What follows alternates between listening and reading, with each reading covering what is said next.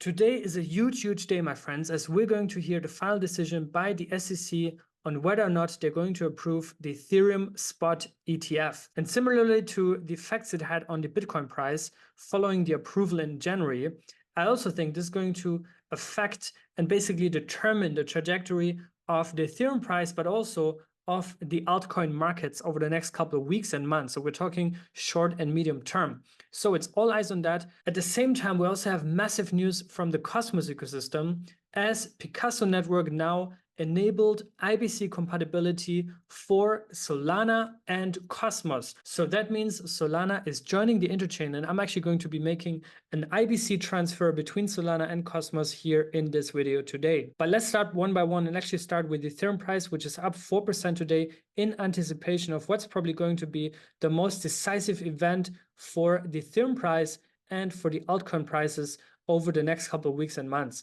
We're now scratching at the $4,000 mark. And yes, if it gets approved, then I think we can snap another 10–20% the moment it gets official. It's officially being communicated by the SEC. If it gets rejected, we would see a giga dump. So my advice here for today is just sit back, relax, get some popcorn, scroll through Twitter, and just enjoy the show. I think this time is a lot calmer than when the Bitcoin spot ETF was announced. Remember that the day before, the SEC Twitter account magically got hacked and was leaked a day before. And we had a lot of back and forth and leaked information, false information being shared. It was super chaotic. This one seems to be a lot more relaxed and chill.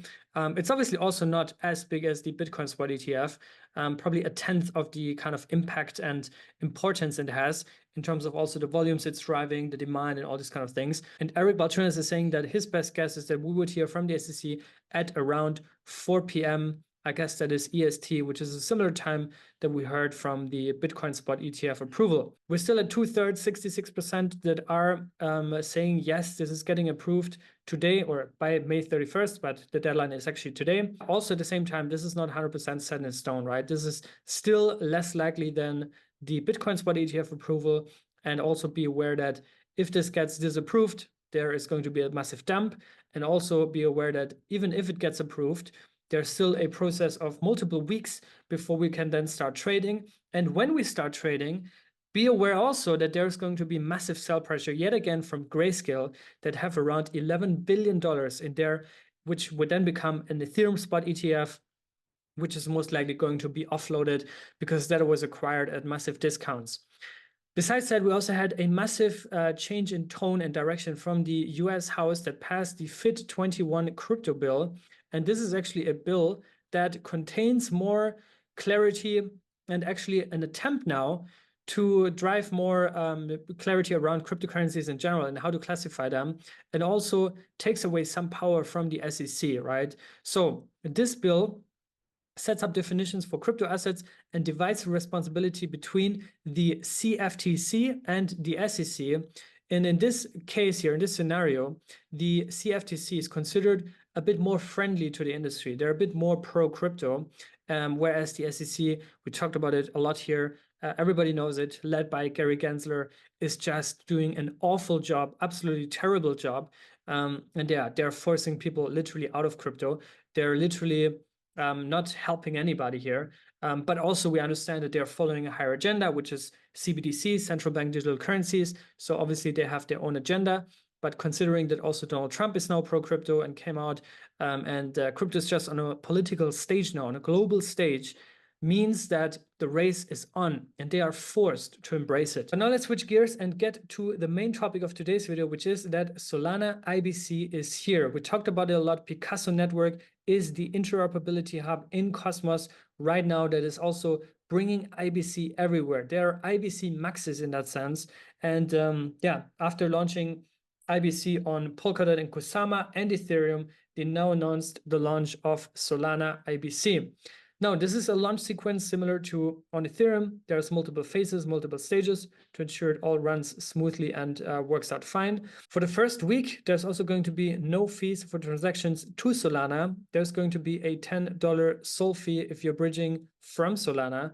And then the following week will be a $10 fee for either transaction. So this is just for you to take note of, that there is also a fee here. But yeah, those are now all the assets that you can transfer through Picasso's IBC extension between Ethereum, Solana, and Cosmos. So big win for the interchain. Solana is now part of the interchain by being IBC compatible.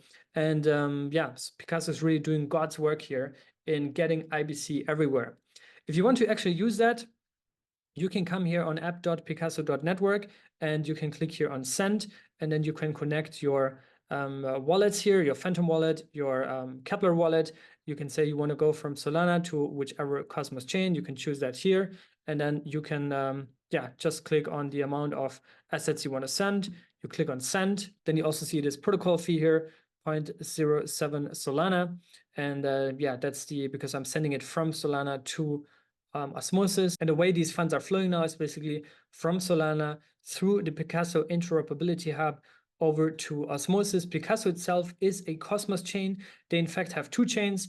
One chain is on the Kusama network as a parachain, and the other chain, which is the chain that I'm interacting with right now, is their Cosmos chain. And so once it's on the Picasso chain, it's very easy because Picasso as a Cosmos chain that's also natively integrating IBC is then compatible with the rest of Cosmos. So this is a big win for the interchain, a big extension, and now merges and also marries together the Solana and the Cosmos community, which I think is also a big win here. This is eventually also what the Internet of Blockchains, what Cosmos and the interchain is all about. It's about basically replicating the Web2 internet and building that in Web3, right? In the same architecture with an interoperability standard that is IBC as a neutral protocol that's not attached to a single coin, not attached to a single chain, and just seamlessly connects all these app chains that are out there. And I now have my Sol on the Osmosis network.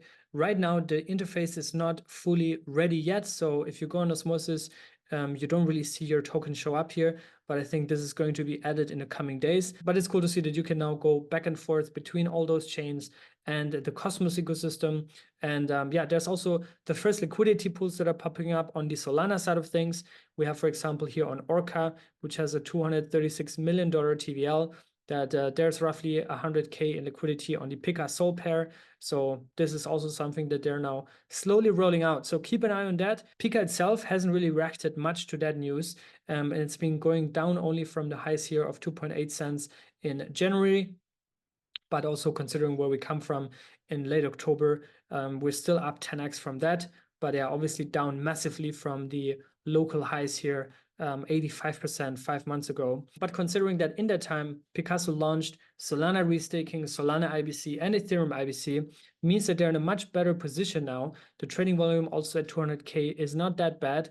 And yeah, this is probably a massive reaccumulation phase. Remember also there's a lot of old history with Picasso, composable finance. Remember also that there's some old baggage that was in the early days of Picasso, especially when some of the early team members have left. And I'm sure they also had some kind of token allocations, which probably also contributed a lot to the sell pressure. That's just my personal theory here, but I wouldn't be surprised if that was the case. So probably a massive reaccumulation, redistribution of the token. And yeah, that probably also made this price movement so extremely volatile. I personally bought a bunch of PICA in late summer 2023, shortly after the token launched. And I remember I had suffered extreme slippage when I bought it because that was still on the Pablo DEX, because it was in a very different position back then. And then also towards the end of 2023, I became an advisor to Picasso. So I'm also in close touch with the team. We're also frequently caught up here. And here in Dubai, we did 2 or 3 Shisha Sito episodes. So I'm always sharing you the latest alpha on Picasso network here. So yes, this is still, in the end of the day, a micro cap, considering how high the tide in crypto is these days, $43 million, which is very, very low.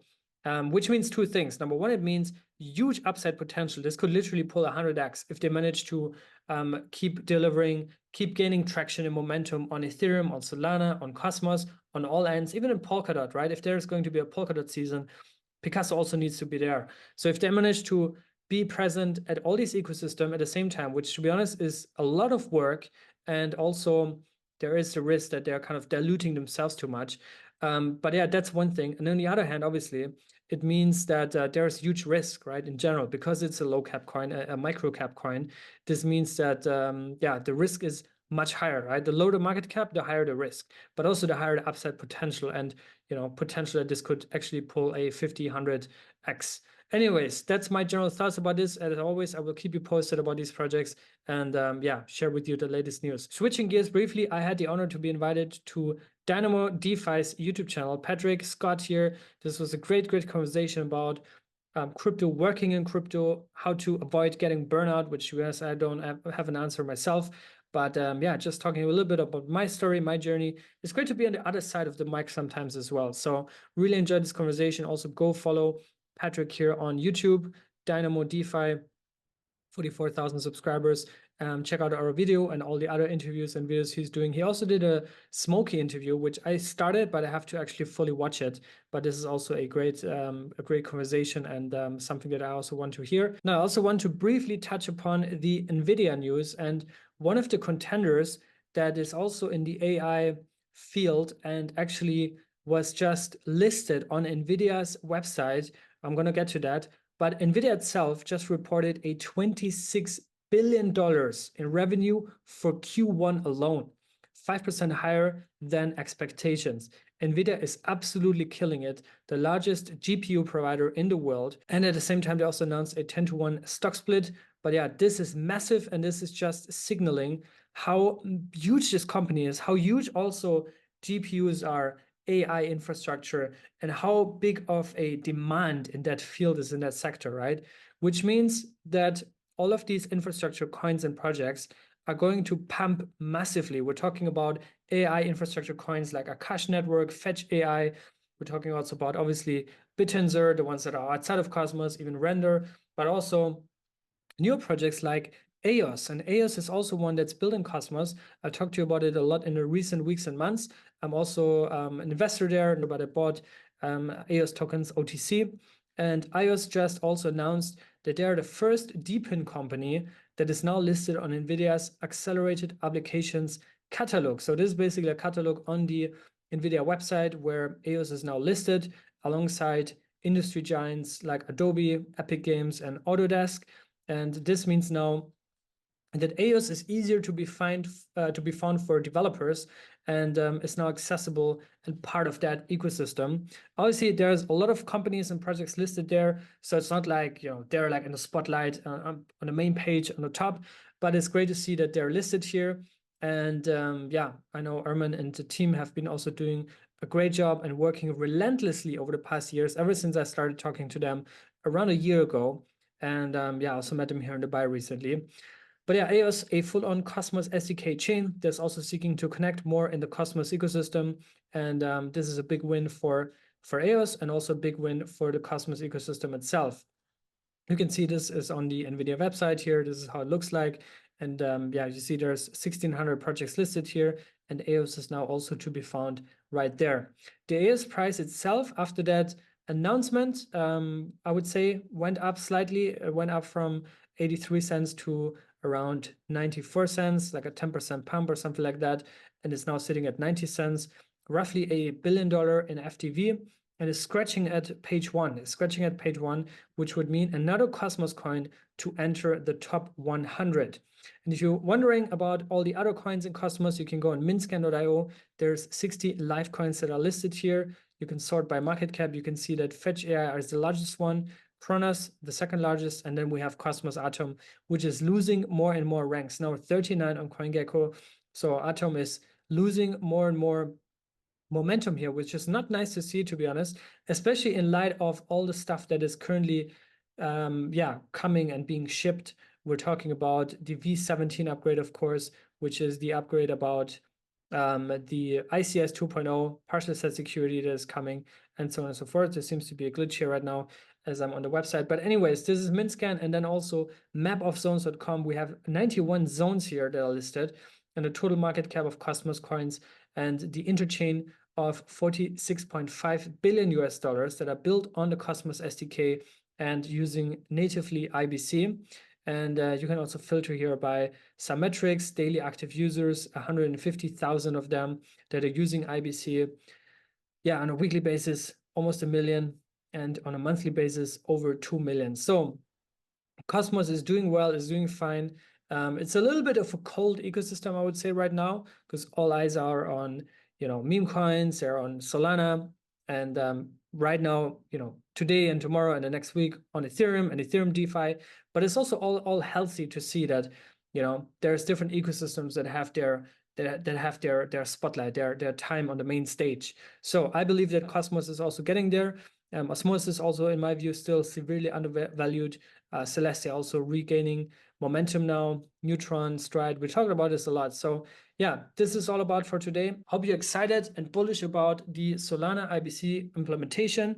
I hope you're also bullish about the Ethereum spot ETF, because that's going to bring a lot of liquidity and excitement and credibility back into crypto, especially in the US, which has been suffering so much over the past. And yeah, we're hopefully primed for a nice summer and eventually also a nice Cosmos season. First of all, an altcoin season, then maybe a specific Cosmos season like we've seen it also in late last year. Hopefully tomorrow we can celebrate. Until then, stay safe and be good.